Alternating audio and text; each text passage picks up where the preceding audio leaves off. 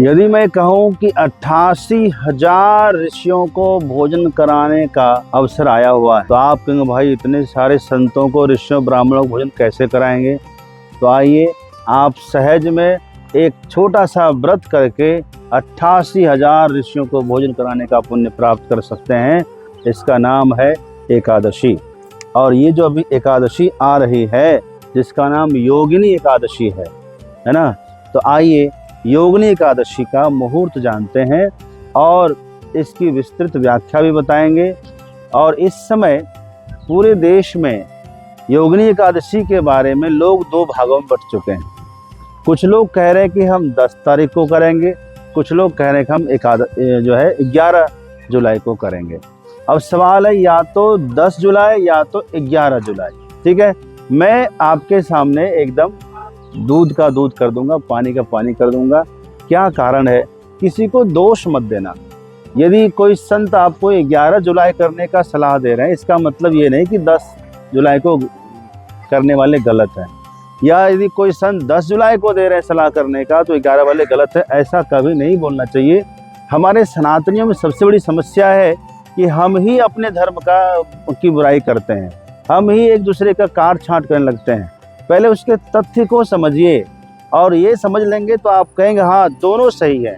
10 जुलाई को करने वाले भी सही हैं और 11 जुलाई को करने वाले भी सही हैं। क्यों सही है, उसका टाइम जानिए, उसका सही कारण जानिए। कारण को जाने बगैर कुछ भी बोलेंगे तो अच्छा नहीं है। इसलिए इस वीडियो को आप भी समझिए और दूसरों को भी समझाइए। पहले खुद समझिए और आनंद आ जाए कि हाँ हमने सही समझा है, तो आप दूसरों को प्रेरणा दीजिए। शास्त्र प्रमाण से एक बात करता हूँ। आइए, तो सबसे पहले योगिनी एकादशी का जो तिथि का प्रवेश है वो कब है वो जानिए। एकादशी तिथि का प्रवेश 10 जुलाई है ना 2026 को प्रातः 8:16 पर है। 10 जुलाई को याद रखिएगा, है ना, प्रातः 8:16 पर है। और 10 जुलाई को जो सूर्योदय है प्रातः 5:34 पर है। यानी सूर्योदय के समय एकादशी नहीं है, ये क्लियर बैठिए। एकादशी तिथि का जो समापन हो रहा है वह 11 जुलाई 2026 को प्रातः 5:22 पर है। यानी सूर्योदय है 5:34 पर, और यानी 11 जुलाई को भी सूर्योदय 5:34 पर ही है। कहीं कहीं 5:35 पर हो तो कोई बात नहीं, लेकिन सूर्योदय से पहले ही 5:22 पर ही एकादशी तिथि संपन्न हो रही, समाप्त हो रही है। ठीक है, अब विचार करना है, जो लोग उदया तिथि को मान करके एकादशी करते हैं, तो क्या उदया तिथि में एकादशी है? 10वीं यानी 10 तारीख को भी नहीं है और 11 तारीख को भी नहीं है। सूर्योदय से पहले ही एकादशी संपन्न हो रही है। हाँ, कहीं कहीं पूर्वोत्तर में आपको सूर्योदय के समय एकादशी तिथि मिल जाएगी। अच्छा, आइए अब हम इस पर विशेष चर्चा करेंगे। 10वीं विद्या क्या है यह भी जानेंगे, हरिवासर क्या है यह भी जानेंगे, और इसकी कथा क्या है यह भी जानेंगे। पूरी एक वीडियो में नहीं होगा तो हम कथा वाले अंश को दूसरी वीडियो में करेंगे। पहली वीडियो में सिर्फ यह हम विवाद को संपन्न करते हैं और मुहूर्त को जानकर निर्णय कर लेते हैं। आइए, और क्या करना चाहिए क्या नहीं करना चाहिए यह भी चर्चा करते हैं। तो अब 10 जुलाई की बात करें तो 10 जुलाई को जो है प्रातः 5:34 में सूर्योदय है, लेकिन एकादशी तिथि का प्रवेश होगा 8:16 पर सवेरे। तो इस दिन जो है सूर्योदय व्यापनी एकादशी नहीं है। इसको हमारा जो एक सामान्य शास्त्र होता है, एक विशेष शास्त्र होता है। सामान्य शास्त्र कहता है याम तिथिम समाश्रित्य उदयम याति भास्करः सा तिथि सकल आज्ञेया दानाध्ययन कर्मसु। जिस तिथि में सूर्योदय होता है ना, वही तिथि, उसी तिथि को मान्य होना चाहिए। किसके लिए? बोले दान करने के लिए, अध्ययन करने के लिए, व्रत करने के लिए, है ना, और कर्मकांड करने के लिए। ठीक है, तो यदि हम इस हिसाब से देखेंगे तो 10 तारीख को सही नहीं है। सूर्योदय के हिसाब से देखेंगे। 11 तारीख की बात करें तो पूर्वोत्तर के राज्यों में जैसे असम है, बंगाल है ना, उड़ीसा है, इन क्षेत्रों में, बिहार में कहीं कहीं आपको जो है सूर्योदय व्यापिनी एकादशी मिल सकती है। अब दूसरी बात करते हैं, शास्त्र क्या कहता है कि हम कौन सा करें कौन सा ना करें। निर्णय सिंधु कहता है कि चाहे कुछ भी हो, लेकिन जो निर्णय सिंधु की बात करते हैं, लेकिन क्या होना चाहिए आपका, पारणाहे न लभे द्वादशी कलयापि चेत।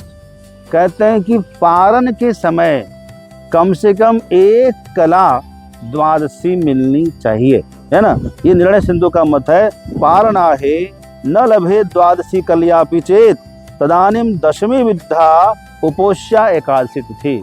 निर्णय सिंधु कहना है, यदि पारण करते समय एक कला भी, थोड़ा भी द्वादशी ना मिले तो फिर दशमी विद्या एकादशी कर लीजिए, आंख बंद कर लीजिए।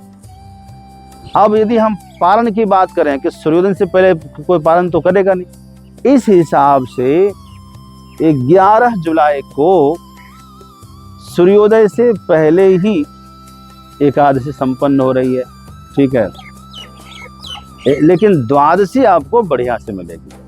यदि कोई व्यक्ति 11 तारीख को एकादशी करते हैं, ठीक है, तो 12 तारीख को उसको द्वादशी जरा भी नहीं मिलने वाली है, त्रयोदशी में जाकर पारण करना पड़ेगा।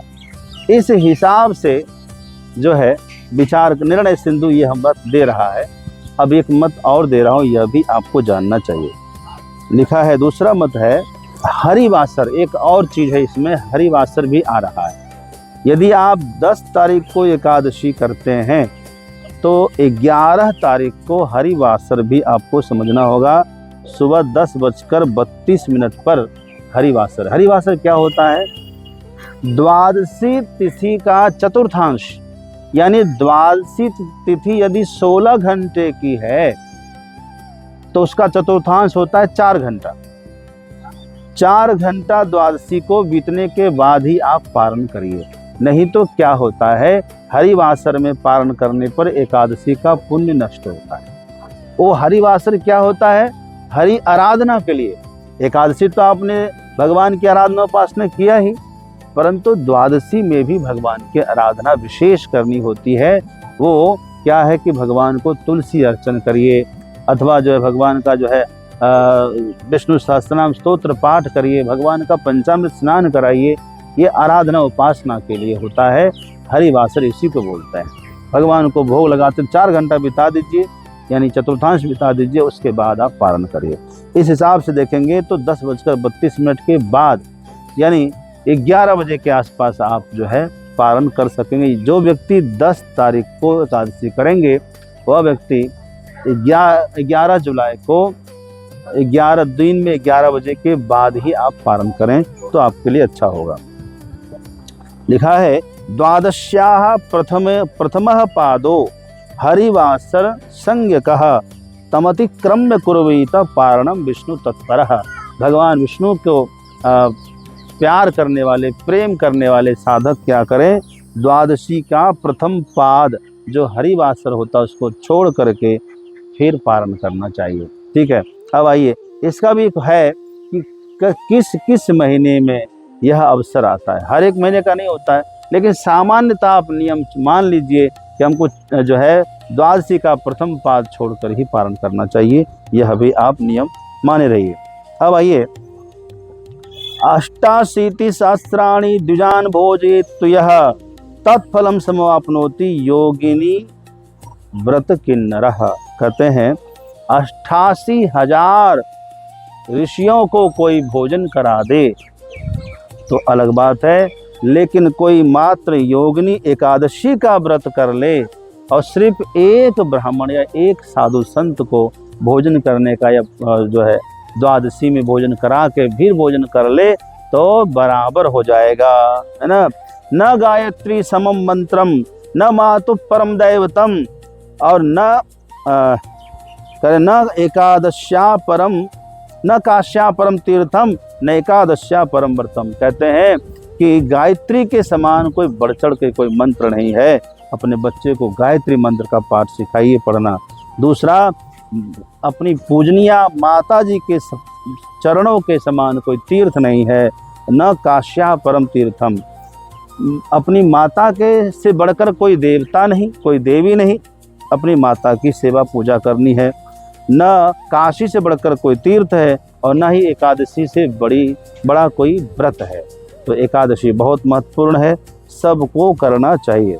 ये मैंने आपको बताया इस एकादशी के करने से कैसे हेममाली को श्राप से मुक्ति मिलती है। ये आप दूसरी वीडियो में सुनेंगे, नहीं तो वीडियो बड़ी हो जाएगी, भेजने में दिक्कत होगी। आज मैं चंपारण में, बिहार में हूँ, पश्चिमी चंपारण में। यहाँ मैं एक कार्यक्रम में आया हूँ। हमारे एक स्वामी जी, पूज्य स्वामी गोविंदानंद गिरी जी महाराज, उनका देहावसान हुआ था। आज उनका षोडशी कार्यक्रम है। फिर अगली वीडियो में कथा की बात